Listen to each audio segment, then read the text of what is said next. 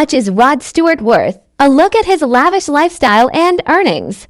Who is Rod Stewart? Rod Stewart is a British rock singer-songwriter who has sold over 100 million records worldwide. He has released 16 studio albums, 26 compilations, and 7 live albums. His hits include Maggie. Wear It Well. He also released the album Never a Dull Moment in 1973. Stewart released the album Smiler. He also had a hit single with I Don't Want to Talk About It in 1974. Stewart released the album Atlantic Crossing. The album was a success, and Stewart followed it with Footloose and Fancy Free. In 1978, Stewart released the album Blondes Have More Fun. The album was a success, and Stewart followed it with Foolish Behavior. In 1980, Stewart released the album Faces. The album was a success, and Stewart followed it with Tonight I'm Yours. In 1983, Stewart released the album Body. Wishes. The album was a success, and Stewart followed it with Camouflage. In 1986, Stewart released the album Every Beat of the Heart. The album was a success, and Stewart followed it with Out of Order. In 1991, Stewart released the album Vagabond Heart. The album was a success, and Stewart followed it with Unplugged and Seated. In 1995, Stewart released the album A Spanner in the Works. The album was a success, and Stewart followed it with When We Were the New Boys. In 1998, Stewart released the album When We Were the New Boys. The album was a success, and Stewart followed it with Human. In 2001, Stewart released the album As Time Goes By, The Great American Songbook.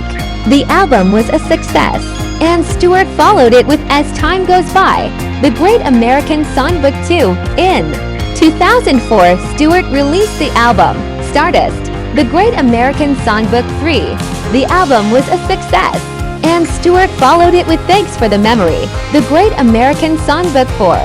May, Do Ya Thinkin' Sexy, Forever Young, and Sailing.